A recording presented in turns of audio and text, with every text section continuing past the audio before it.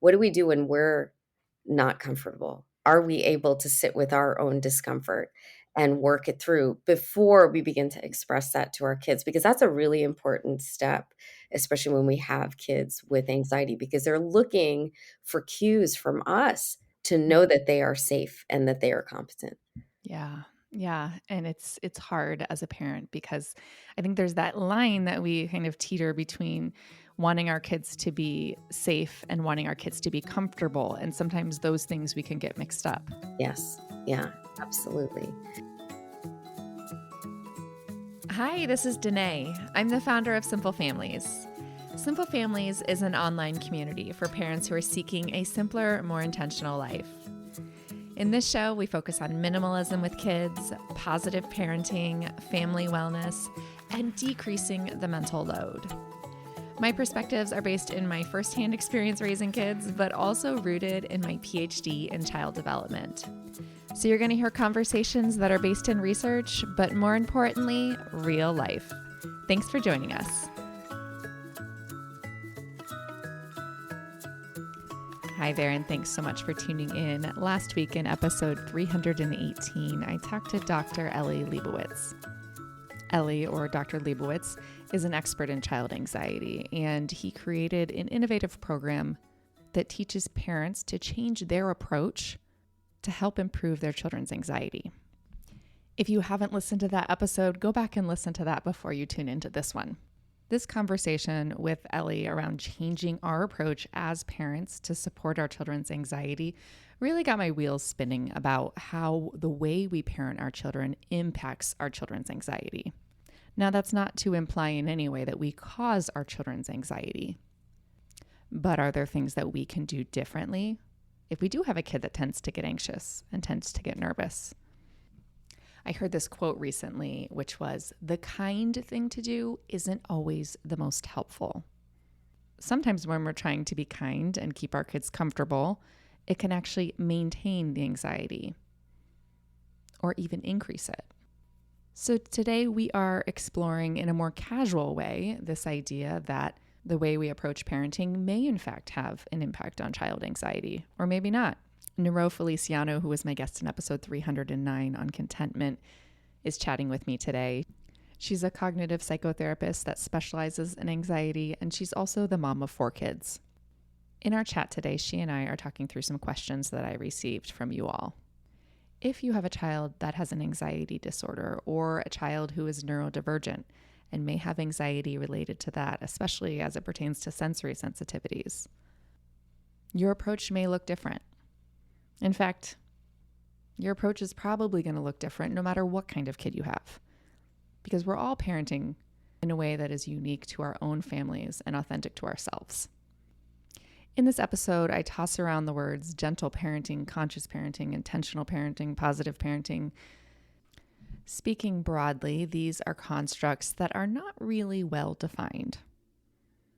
And because they're not all that well defined, they're hard to measure from a research perspective. So we don't really know if one is better than the other.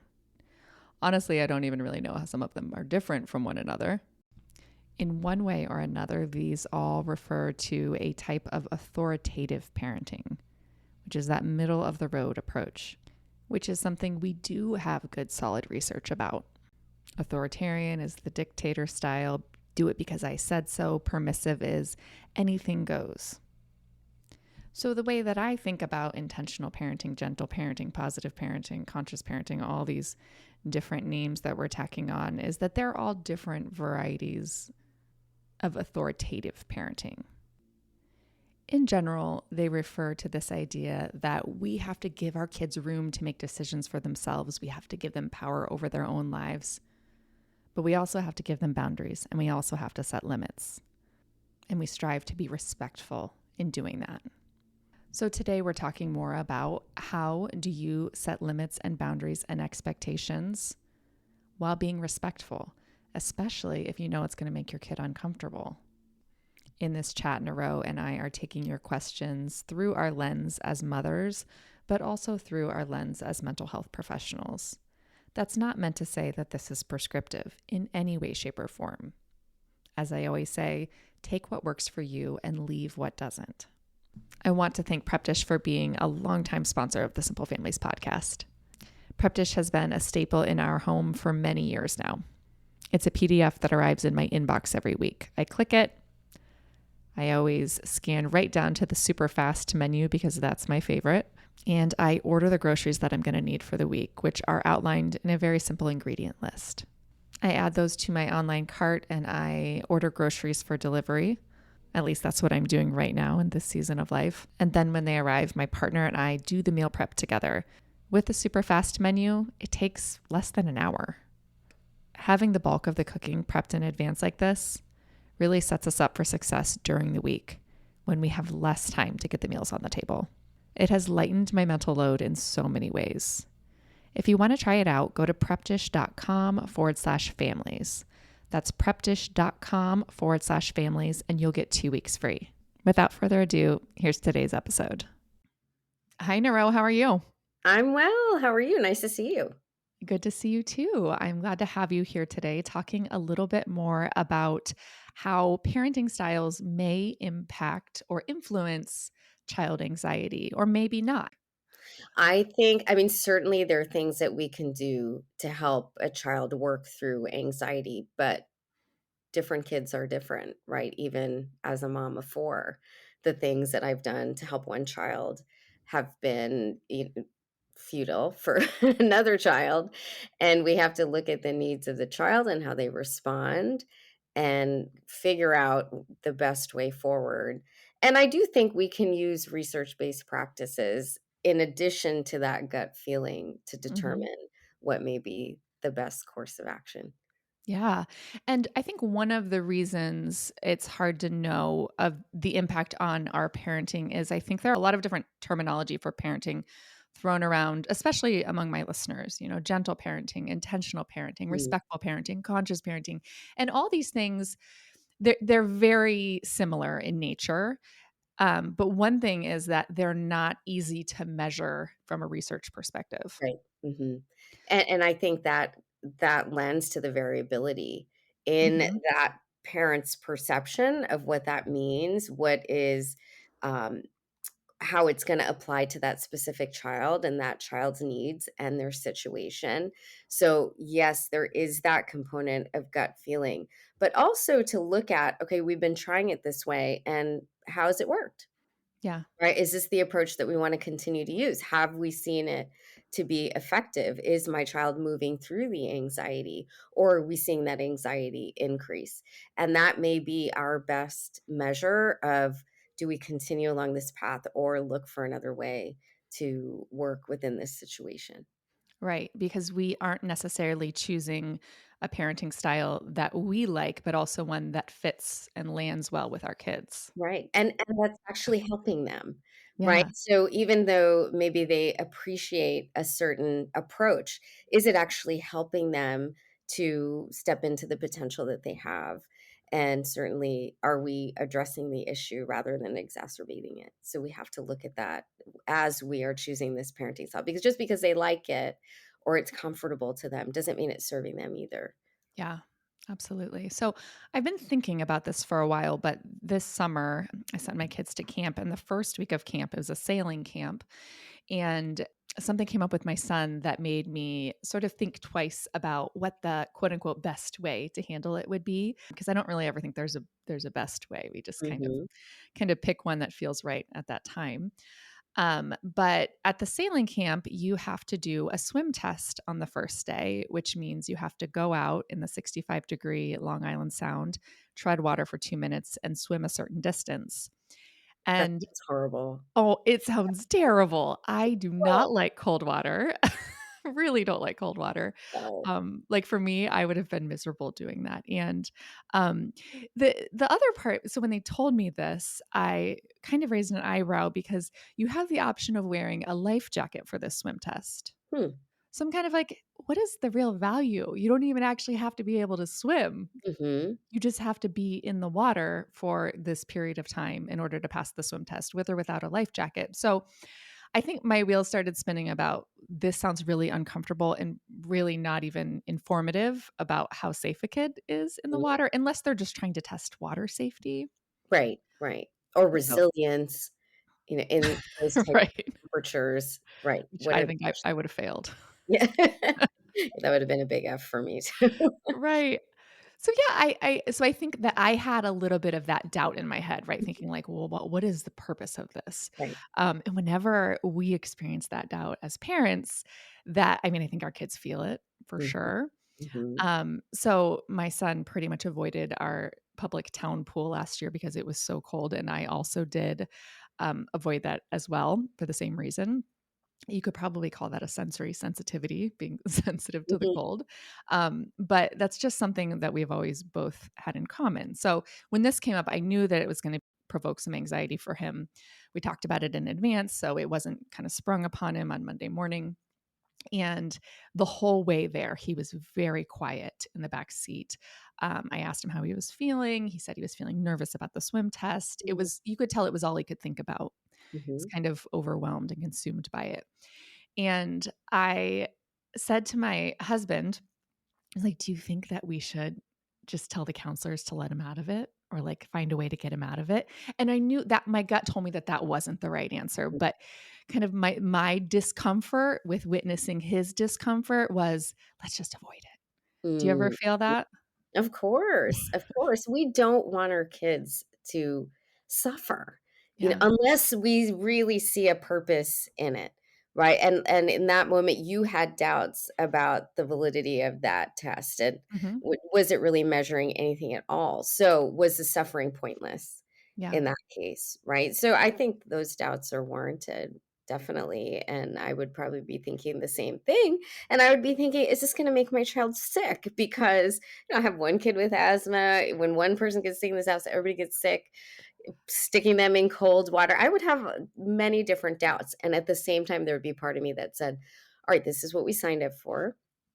And my child was aware that this was going to happen at a certain point. Can I encourage them to see why this is important that they do it? So I would probably be having this conversation with myself on both sides of it. Mhm. Yeah, those conversations with ourselves are so important. Mm, I briefly weighed the option of seeing if we could get an out and sort of get him excused from it. And then I'll be honest, I just went and dropped him off and was kind of like, okay, have a good day. And I left, but I spent the whole day thinking about it and mm. worrying about it. And then I went and picked him up and he was fine. He was He fine. did it. Yeah. And I think the fascinating thing that came out of this is that he is like a fish now. And I Mm, don't know if this is a growth thing from last summer, but he's going off the diving board. He's swimming in the cold public pool. He's not making a thing of it.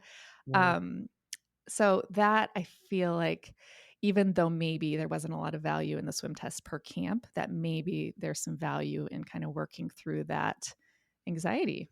Yeah, for sure. Absolutely. And that is the important piece of understanding anxiety. The longer we sit in those Mhm. anxious places, the stronger those pathways develop in our brain, and then it becomes harder to deconstruct. So, in that case with your son, I mean, or maybe it was just, hey, I could do this. And his confidence increased in that moment. Right. So, and he wasn't necessarily filled with doubts that you had because you didn't share all of that with him. You let him go, and in letting him go, you were also sending him the message, "Hey, you can do this, you're safe. This is safe. I wouldn't let you do something that wasn't safe." So there is confidence that they internalize even just from the way we are going to approach that situation, but what you said is really important. What do we do when we're not comfortable? Are we able to sit with our own discomfort and work it through before we begin to express that to our kids? Because that's a really important step, especially when we have kids with anxiety, because they're looking for cues from us to know that they are safe and that they are competent. Yeah. Yeah, and it's hard as a parent because I think there's that line that we kind of teeter between wanting our kids to be safe and wanting our kids to be comfortable, and sometimes those things we can get mixed up, Yes. Yeah, and absolutely. it's hard to Yeah, see the and difference. they don't always go together. Like in the case of your son's test, he was safe, but that could not have been comfortable to Right. to be in that cold water, but it was a moment for him that helped him develop confidence in himself and less fear of that particular situation and other situations where he would have to be in cold water. Right. So there's that potential for growth. Mhm, mhm, Yeah. I think about there's a few preschools that I've heard about where they will let parents stay with the mhm, child for as long as they need to. So whether that maybe is a week, the parent will come to school with the child for a week or a month or 6 months, they let it's like a gentle release type mhm, atmosphere. mhm. And I think about that a lot because I know that a lot of parents do that with a first child. I think generally it's when you don't have other children because it'd be very hard to execute if you had multiple children or if you worked Definitely. out of the home. Mhm, Um, but I think about that sort of gentle release process and the fact that those kids are really, like you said, the longer you sit with that mhm. anxiety, sometimes the stronger that it gets. Have Yeah. you heard about programs like this? And what do you think? I haven't heard about programs like that, but I can tell you just going back, because now my oldest is 15 and a half, to sleep training. There was a similar thought there where, I read all these different books. It was my first child. You just leave them in the room and let them cry. And that didn't sit well with me. So the method that I used was a more gentle method, but it was also progressive. So, there was a certain amount of time you sit in the room with that child and you're slowly moving yourself out of that room while you're reassuring your child with verbal cues, whatever it is. They get used to the idea. And all of a sudden, they can hear you, but you're outside of the room.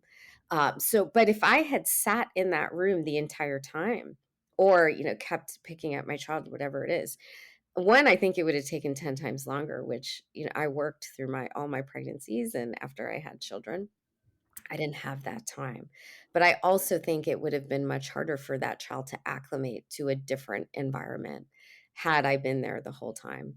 And in some ways, I wonder how it works for those programs. How long does it take? Are there children who never want their parent to leave? Or maybe it does work out for some children. And I really think it depends on the child as well. And for my son who came number two, um, it got to a certain point where even that gentle method was not adequate for him. We did have to leave him in a room at a certain point. Of course, I'm watching him the whole night on a video monitor, but he did have to cry it out, at least for a few nights. And then he slept so much better and was so much happier during the day. So, there was that outcome that we were focused on that enabled us to take steps that were more uncomfortable for us because we saw the result of that.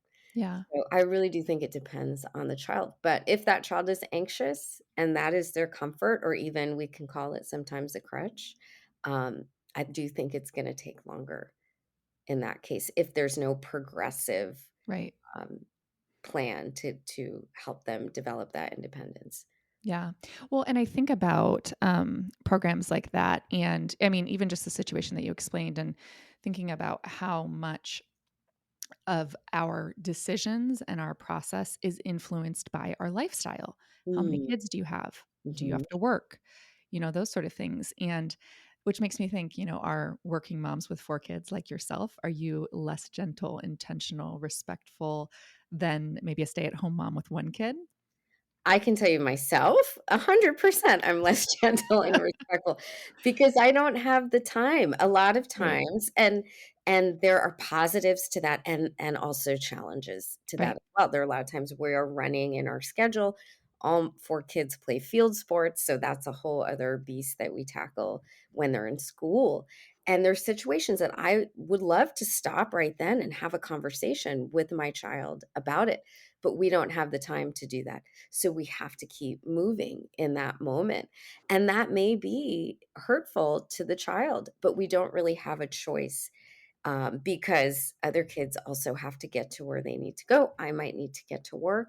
We will always come back and address it later on, when we have the time. But the luxury of going every day and waiting in a place so my child can get acclimated, I have really never had after the first or second child. Yeah. After the first child. And as a result, do you feel like your kids are suffering or negatively impacted by that? Or do you feel like they're building resilience? I think they're much more independent, and there is research to show that kids who come from families of 4 are more independent, they are more well-adjusted, and they are happier. I looked at that research because number 4 was a surprise for me. I'm like, "Someone needs to reassure me about this, that it's gonna work out." Right. And they are, and I think because they have to learn to do things. We don't have the time to coddle them as much, which you notice the word I use is coddle, and you could say gentle parent, but Yeah. it can go both ways depending on the child and the issue you're dealing with. And for the most part, I'd say they are all quite independent and well-adjusted in situations, and they trust themselves, which is interesting because that's a question that comes up. Are we in, and I don't necessarily think of it as pushing children. I think there's a fine line between pushing and also setting boundaries that kids may be uncomfortable with, but yet are in their best interest. I think kids need boundaries at this age, especially in learning how to build their own confidence in these situations. But they are. The one child I have that is a little bit more anxious, that's my fourth. That's Mm. my 4th, and we've had to figure out new ways of doing that. My oldest child had school anxiety going to school, and I remember getting called from the teacher one day and saying, "Oh, she's sick, she threw up." And I've known from 18 months this child throws up when she's anxious. I said, "She's not sick, I'll come and get her anyway." And in the mornings, we'd be going to school, and she'd say, "Mama, I'm gonna be sick, I'm gonna throw up." So what we did was I normalized it. I said, "You know what? That's part of our routine going to school." We would bring plastic bags, we'd bring wipes to clean her up. We normalized that. It lasted all of 3 days, and then she was over the throwing up before we were going to school. I didn't make Mm. a big deal of it, but I helped her to see we can be anxious and still do things and Yeah. support you in that moment that you are anxious and then help you to move on. Yes. And that is so powerful that you can handle that anxiety. Well, Right. I've grown up with it myself, so I've had to learn to Right. manage it in myself, which is also why it's not foreign when I see it Yeah. with my kids, but I think for parents who never had anxiety and then you're faced with parenting a child who does have anxiety, it can be very, overwhelming for sure. We're going to pause for a 2-minute break from today's sponsors. The first sponsor for today is Indeed. Don't you love it when you make a small change and suddenly everything becomes so much easier? That's what it's like when you start hiring with Indeed. Indeed is the hiring platform where you can attract, interview, and hire all in one place. So instead of spending hours on multiple job sites searching for candidates with the right skills, Indeed is a powerful hiring partner that can help you to do it all, which is what I love the most about it. It's simple. You can find great talent faster through time-saving tools like Indeed Instant Match, assessments, and virtual interviews. Indeed is doing something that no other job site has done. Now with Indeed, businesses only pay for quality applications matching the sponsored job description. So visit indeed.com/families to start hiring now. That's indeed.com/families. Indeed.com/families. Terms and conditions apply. If you need to hire, you need Indeed. The second sponsor for today is KiwiCo. School may be out, but summer break is a great opportunity for families to learn and explore together. KiwiCo delivers monthly crates full of science and art projects that are perfect for kids of all ages.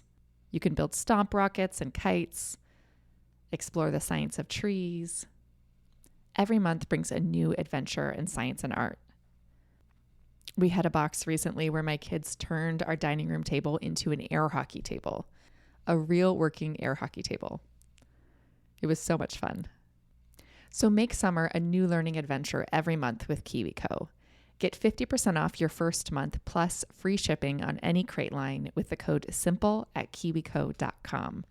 That's 50% off your first month at kiwico.com, promo code SIMPLE.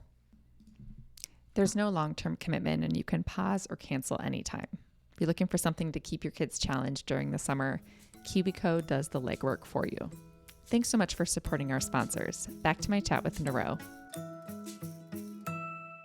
So I posed this scenario to my listeners, and I got some feedback, some questions, and some scenarios from you all that I want to share today and talk through with you, Nero. Great.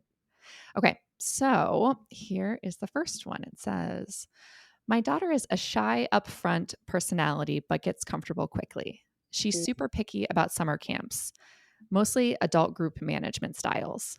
I trust her. So if she goes off to camp for a day, we often do week-long summer camps, and comes home saying, I do not like it there, I trust her and I don't make her return.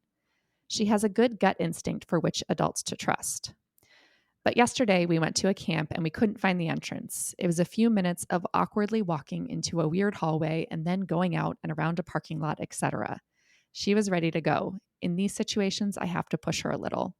It's normal to feel confused on the first day. It's okay to get it wrong and figure it out. So it sounds like in that latter situation, she pushed through mhm. and had the daughter go. What do you think? So in that situation, she recognized this is not a feeling of discomfort because there's an adult who's making her uncomfortable. This is just it's not easy. So there's a little bit of hesitancy in feeling, in getting acclimated. So I think that's a very not necessarily clear for everybody, but for this woman, there's a distinction between when she allows her daughter to trust her gut feeling versus um, this is just information we didn't have. And now that we have it, let's see how it goes to push her in that situation. Now, it's interesting when you were reading that question, I'm thinking too, camp is expensive. You have now paid for a whole week of camp, so Right. you're gonna forego that. Or are you actually taking steps to explore with your child? Why are you uncomfortable? What happened that day? Will you then empower her to talk to another adult that she trusts at the camp? Are you trying to point out to her, are there other things that you actually did like at the camp that may make it worth going back to? And then as a parent, are you willing to step in and discuss it with people at the camp to see if there was a misunderstanding or is there anything that the camp can do? Or are you just gonna say, "She didn't like it there, who cares? Let's trust her. We can afford to forego any refund," right? So different people have different options in that situation, and socioeconomics also plays into that. Now, who's gonna stay with this child at home? Mm-hmm. Do you have Yeah. a job that you have to work now that the child is not going to camp and is going to be at home? So, what the right decision is not right in every situation. So, I think that's where we have to look at what are their needs of this family, and that also plays a part in helping us decide what options we have, what is the best path forward. Yeah, because when I read this, my first instinct was campus childcare for us. Mhm, And if my kid decided they didn't want to go and it kept them home, I would have to take a week off work. And that's just not an option. mhm, So I guess that kind of brings me to, and I'm not sure if I'll articulate this well, this idea that I think families who don't have the option to be quite so gentle mhm. may, in fact, feel like they're doing their child a disservice. That's right. And that, I mean, that concerns me, right? This idea that there's a lot of us out there that don't have the option to do that. And not saying that this was the wrong choice by any means. It sounds like it was the right choice for her family and she That's thought this through. not. Mhm. But, my son was uncomfortable and definitely would have stayed home given the option. But that wasn't an option. And I think we compare, right, our situations with other people, and they're not parallel situations. We can have that feeling of inadequacy as parents that we're doing a disservice to our children, but that's not the case. And we've seen, and I've seen in practice, certainly there are people who, take this gentle parenting and they see that their kids are still anxious, and there are people who push their kids more, and their kids are still anxious. yeah, It really is a subjective experience depending on your family situation and your kids. Maybe you say, "Hey, you know what? I'm gonna take the week off work so you can stay home." So then financially, you become more stressed. And then the environment at home is right. far more stressful. Is that the best decision for the child? No. So you have to think about it in terms of what is best for the child, but also for the family. And because kids take their cues from parents, what is also your piece in this? What is best for you as a parent? It is not selfish to think about that. And we do have to consider that as part of the solution. Yeah, and I think about that all the time, that this isn't examples like this don't exist within this isolated vacuum. Something like a kid who's afraid to go to sleep alone at night. If you, as a parent, enjoy laying with them until they fall asleep, perfect. That's wonderful. If Yes. you, as a parent, lay there seething, irritated, upset Mhm. every night until your kid falls asleep and you're snapping at them Right. and it's ruining your day, then I don't think that's the right choice, because there are those negative implications of your shift in mood and the impact that it has on you, that in the bigger picture is going to impact your kids and your parenting. Agreed, and it's more significant than I think people realize in terms of our own mental state and how that influences our children. Now, I know for us, and this was something that I figured out or decided was right for our family with my first child, because she did have anxiety to try new things. I would tell her, and would want to quit early on, and swimming was one of them in very young, second grade or whatever it was, because it was hard for her and she didn't have a lot of friends doing it.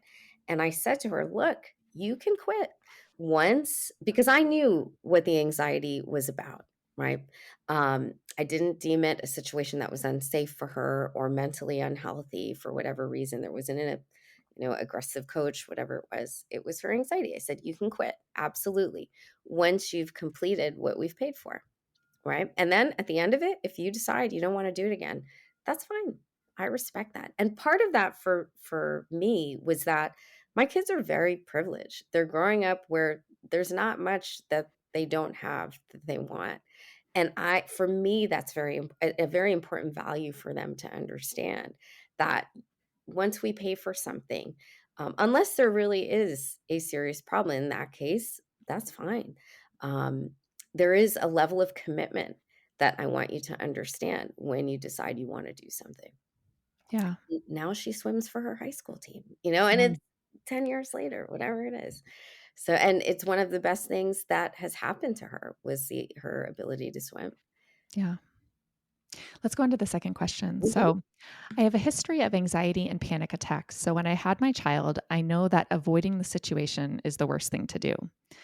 But what is the best way to deal with it when your child is the hard part? My child is on the spectrum, I assume the autism spectrum from mhm, reading this, and is now 17 and has a lot of anxiety and other mental health issues. When she was young, I would try to encourage her, admittedly, bribe sometimes her to do the things that she was afraid of. mhm, And it would often work. For example, she was afraid to go down the water slide at the pool. It was not a huge one. And I promised her a toy if she did it.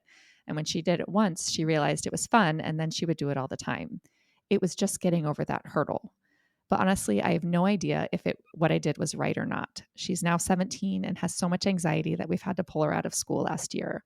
She mm. goes back in the fall. I know, such a hard situation, and you said at the beginning mom had panic attacks herself. Hmm. Yeah, so that's also difficult too when you've gone through it, because we can over-identify that your child is experiencing the same thing that you may have experienced, and certainly that does give us more empathy for the child, and we want that, but at the same time, we don't want to fall into the projection that the experience is the same as what we had, right? We have to look at the child for the child's experience, and now we're dealing with a young adult, really, at 17. It's interesting when she said, I don't know if it was the right thing. Hey, it worked. It worked.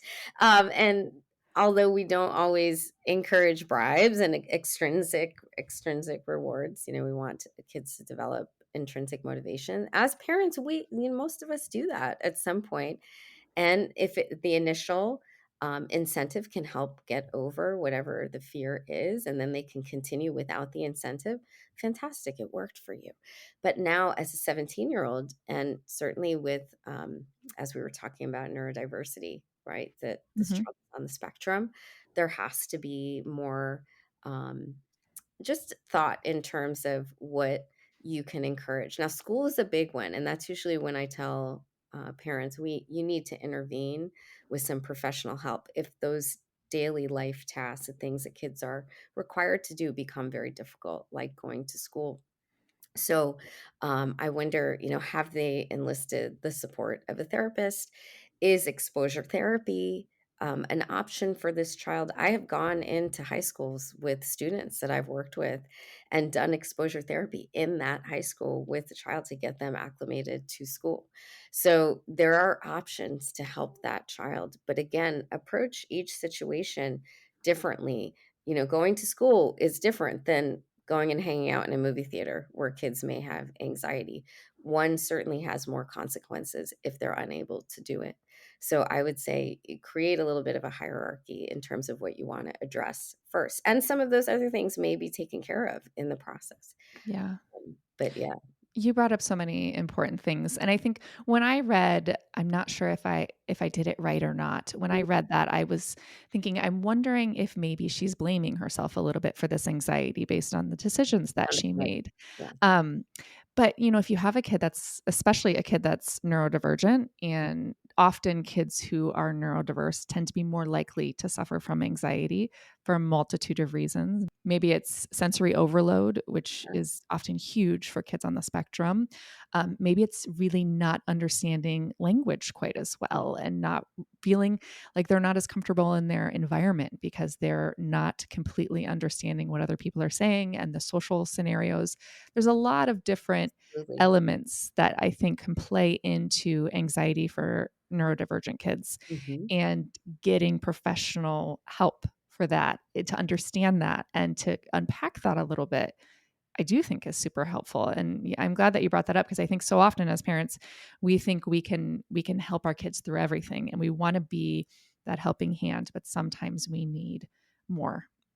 Absolutely. And I think it's important for mom too that she talks with someone to normalize that experience, to recognize, no, this is not because of decisions you made Right. when she was 5. This child, genetically, neurologically, may be different and more predisposed to this type of anxiety. I always say, when we have anxiety, we are wired differently. We're triggered differently. Hmm. I still have it as an adult. I know how to manage it now, but there are moments where, I see it come back in full force. So it's something that we tend to have to live with and learn to live with and around and have the tools to manage it. But I think for mom too to know, no, this is normal for this child, is really important. And I will say this as a therapist, sometimes we say the same exact things you say as a parent. Hmm. Listen to us It just because lands differently. we're not the parent. We're not the parent. So it's Abs different. They're it's different that is boundaries, so true. Like, I right? think that different voice, you can say the exact same things, another adult says the exact same things to your kids, and they hear it Literally. hear it entirely differently. That's right. That's Yeah. right.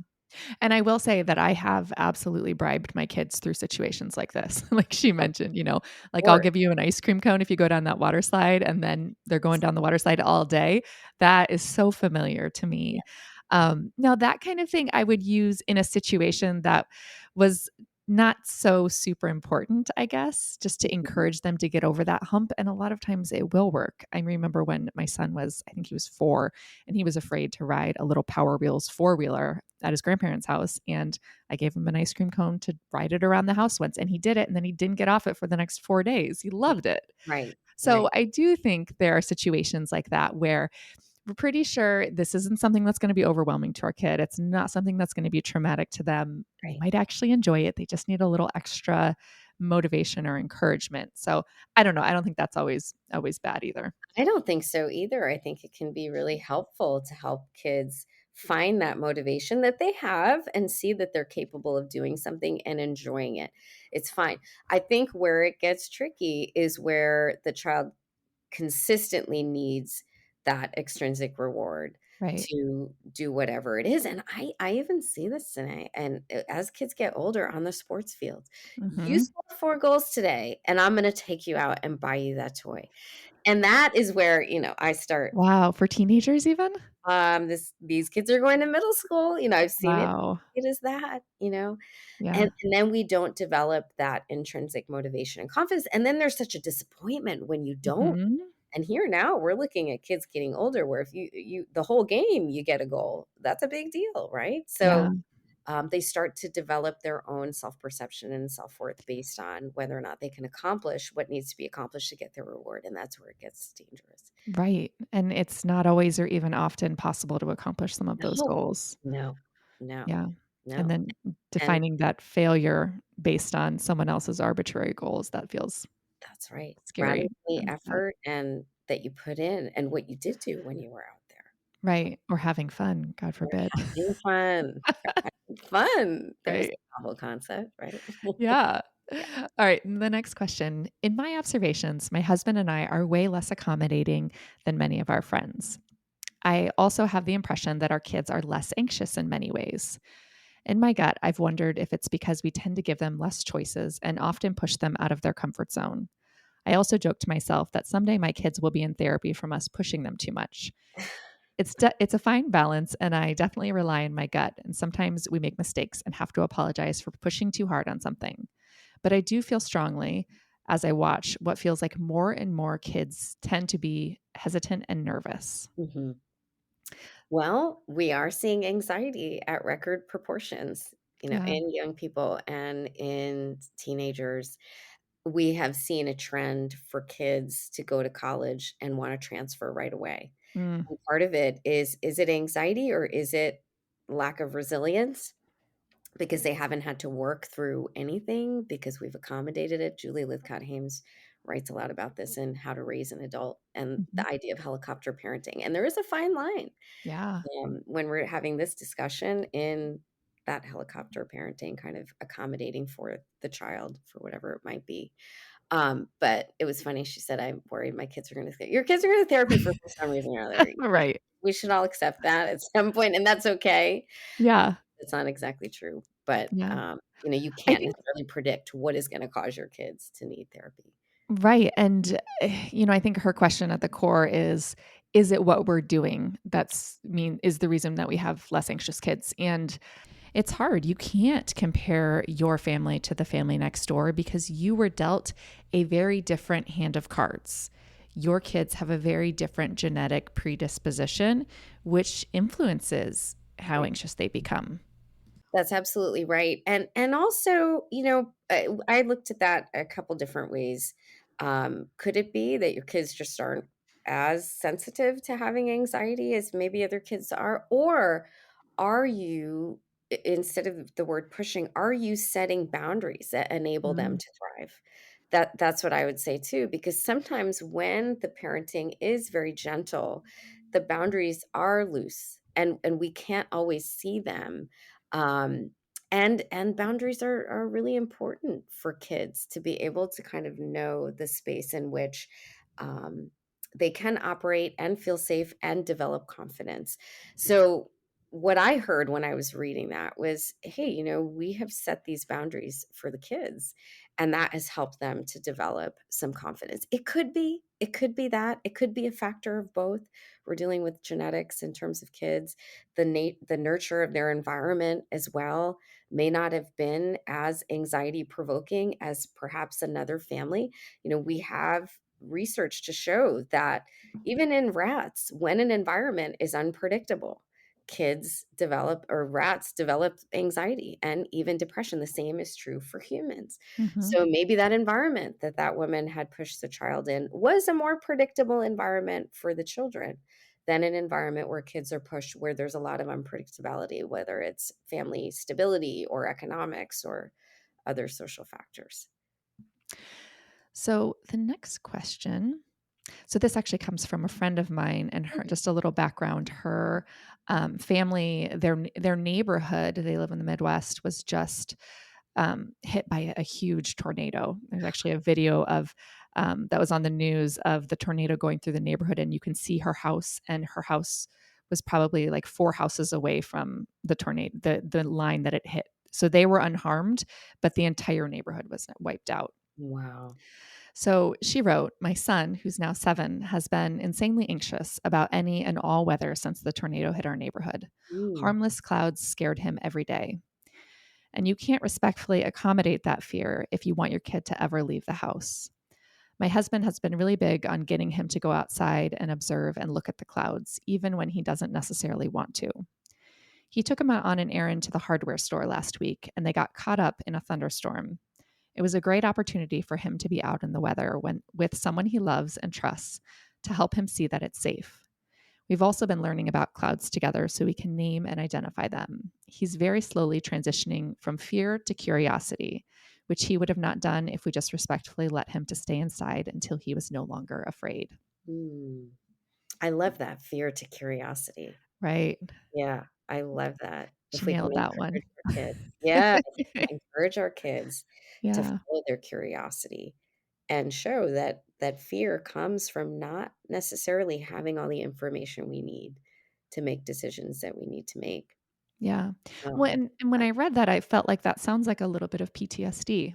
Yeah, oh, for sure. As soon as you said the whole neighborhood was decimated, that's a traumatic event. It sounds like they did some informal exposure therapy, Yeah. right? Just and by happenstance being caught in a storm and then being able to, sit there with someone who you trust and love, which is what we do in exposure therapy as well, to be able to kind of acknowledge the feelings that come up, talk it through, and change it in terms of being put off by the fear, start asking questions, develop the curiosity. And I think that's really important when kids are fearful that we encourage them to ask questions Mhm. and think through it a little bit differently and be able to answer them or find out answers for them if we don't know as parents.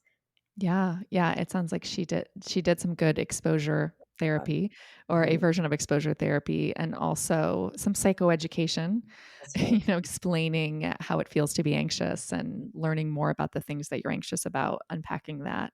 And that Um, normalizing of anxiety is yeah. so important too, because I think often as parents, it's alarming to us. Mhm.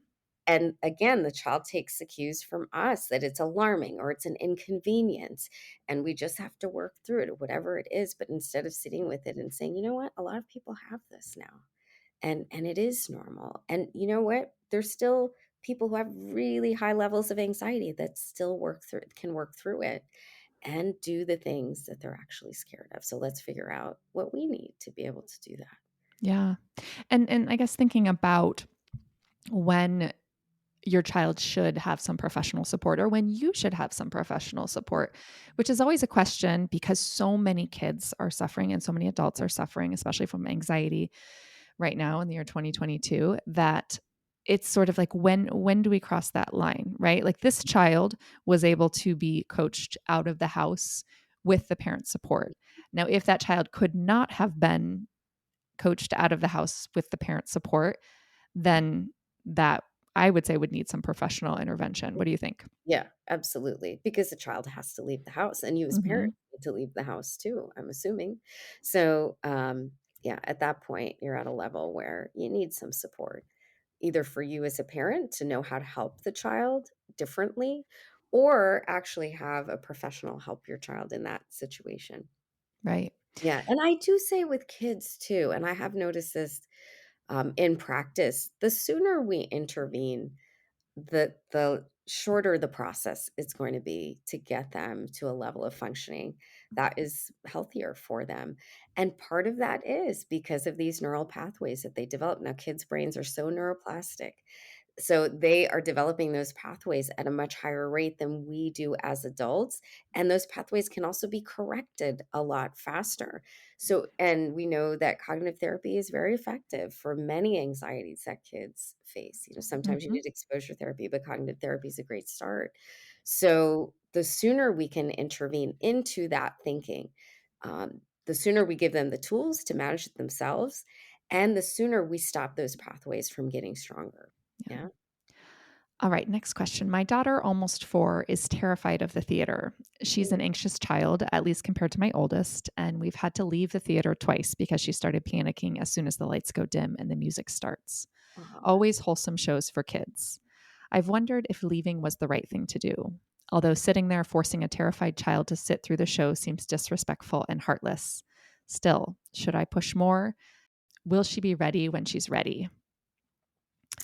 So she could be ready when she's ready, right? Right. She may be 15 and say, "Hey, I wanna go to the movies with Right. kids," and is that gonna impact her life or her family that much if she doesn't go to the movies? It really depends on how important this particular situation is to Right. you, but also what we are doing is validating a certain fear, so that can then translate into other situations, and when we think about anxiety, in many ways, and this is why exposure therapy works, it follows a type of bell curve. And generally, we're at the top of the curve when that anxiety is heightened. If we can stick it out, it's going to come down at some point. We can't sustain that level of emotion for a long time. But what happens is when it gets to that heightened spot, everything in our brain or body is telling us, get out of there. So Mhm. we never experience that coming down from it. So if we can even say to the child, hey, what do we need to feel safe in that situation? Maybe it's something soothing. Maybe there's something that that child might enjoy that we can bring into the theater that makes them feel safe. And can we start extending that time that they're able to stay in that theater comfortably, knowing that, all right, when it gets really bad, you tell me, and then we'll go. Maybe if they have a certain measure in their mind, hey, when we start to feel like this, we're going to try and stay for a whole minute. And then we'll extend it a little bit more. Now that takes work, and a lot of movie tickets. So Mhm. is it worth it to you? Right. How And important is it? how important is it? Can Yeah. we role play it in our own home to see, do those feelings come up when we're in this dark situation? Watch, can we practice it at home several times and then say, "Hey, you know what? You did this at home. You can do this in the theater." And Yeah. then are we getting to the underlying causes of why is it that it's coming up in the theater? Is it the dark? Is it the fact that it's a public place? Are there other things that she's been exposed to, stories that have made it difficult for her to feel safe in that environment? I Yeah. mean, that I would say is really important just to explore that fear I more. would wonder when I read this, I would Mhm. wonder if this is a sensory sensitive child. I have a Very sensory sensitive child who is not super comfortable in movie theaters. And interestingly, we went to a large movie theater last weekend and it had Dolby surround sound, which interesting. almost feels like kind of like that. I don't know if you've ever been in a 4D theater where like water spits out at you and like Like, there's like feel it in your body. you feel it Yes. in your body, and so we went last weekend, not I didn't know, my husband bought the tickets, we didn't even think about it really. He does okay in the movie theaters, but I can tell that it makes him a little bit uneasy. Mhm. So we went to it was a really large theater. Usually we have a little tiny local theater that has like 20 seats, which is perfect because Right. it's not overwhelming. It's really lovely, which that would be my first recommendation is find as small of the theater as possible.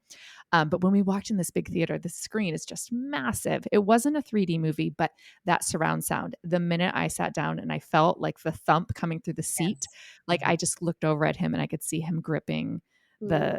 the Mhm. armrests. Mhm. Yeah, and my thought on that was just we're not going to do the surround sound for him. Like there's no reason for him to really be exposed to that and adjust to that if that makes him uncomfortable. And that's not that important to us that he No. enjoy surround sound like Right. that, you know? So I think, and I do think that some parents are like, oh, I need to toughen my kid up and they need to be able to handle this. And I'm like, but it's not enjoyable. And I don't think more exposures to that is going to be enjoyable. So in Right. a situation like that, I think we also just need to be cognizant of our kids. And I think when you yourself have things that make you uncomfortable from a physical perspective, if you have some sensory sensitivities, you're more likely to accommodate your kid for those things. Like I don't like 3D movies at all. Like I Mhm. just don't enjoy them. I don't know why. Can't put my finger on it, but I don't enjoy putting on the glasses and going into the Yep. theater. And some people do, and I'm good. I just would like to watch the regular old Right. plain flat screen, not popping out at me. And I think because I've had that experience as a human, it's allowed me to be more sensitive to Mm. him. Right. Yeah. And he Mhm. also doesn't like 3D either. And not that we've ever discussed it, it just kind of happened that he also doesn't enjoy that. But I think it's hard as a parent if you don't have sensitivities or if you don't have experience with anxiety, it can be hard to know. Oh, it can be very hard, and I would say that was the case with my parents too. They didn't have all that much experience with anxiety. They were immigrants here, they were physicians, they were busy, so, I remember having to figure out how to work through that. on my own, and the fact that everybody else felt very comfortable at doing things that I was anxious about. So I think that's a really good point just in terms of the sensory piece of it. And there are many theaters that do sensory sensitive productions. Hmm. I know our theater in Ridgefield does. They show movies for people who are, have sensory issues. So I would try that as well to see if that is a Yeah. different experience for the child. But again, like you said, try different settings, try at home, just to kind of get to the heart of what is it that's creating the fear or perpetuating the fear. But that's a very important point. Right. And I think that that importance piece is always something we have to be evaluating. How important is it This that our child adjusts to this? And particular situation. Yeah. right. And sometimes I think as adults can get stuck in these arbitrary situations where we're thinking that we do just need to kind of quote unquote toughen them up and get them used to things that they're uncomfortable with, when really that thing, like the swim test, it's not in the grand scheme of life, it's not really that important. But, in this situation for us, it did mean pushing through that anxiety of cold water. And it's had a huge impact on the rest of our summer. Mm, Like we're going to the pool every day and he's going off the diving board. And yeah. it's been night and day from last year. Yeah. So I think in some situations, yes, it can have a positive long-term effect. And then some situations, like the movie theater, like, yeah, just don't take them to the movie theater. Take them to a small one or Right. the sensory sensitive one. And I think it's hard for parents not to get caught up in Hmm. what other families are doing and Yeah. not to compare in that. You kind of go 10 steps ahead. So if all their friends are going to the theater and then my child can't, how's that going to impact them? You try not to jump too far ahead there, but Yeah. stay in the situation you're in and do what you can to explore it first. And there are many other situations where your kid can connect socially outside of a movie theater. Right. And that it might be come to the point where they're in middle school and then they have the motivation to get through it because Hmm. their friends are going to do it together. Absolutely. Yeah. That peer support. You'd call it Mhm. peer pressure or peer support. Look Yeah, at it one way or the other. that's right. Well, thank you so much for chatting with me today, Nero. Tell us where we can find your podcast, your book online, where we can Yeah. find you. Okay, so my book just came out a couple months ago. This book won't make you happy. And that's in Barnes and Nobles or anywhere online where you buy your books. You can find it. And that's about finding contentment and how it's different from our cultural definition of happiness. And you can find me at my website, neurofeliciano.com, and on Instagram at neurofeliciano. My podcast is called All Things Life, but all of that information is consolidated on my website at neurofeliciano.com. Great. And I will put that all in the show notes too. Thank you. All Thank right. you. It's Thank you always so so much. fun to chat with you. Happy to have you. Thank you. I hope you enjoyed my chat with Nero. If you want to get in touch with her or some of the links to the things that we talked about, go to simplefamilies.com/episode 319. The podcast will be on break for the month of August while I'm traveling, but I'll be back in September. Please take a moment to leave a rating or review for this show. I'm so grateful for your support. Thanks for tuning in. I'm so glad you're here.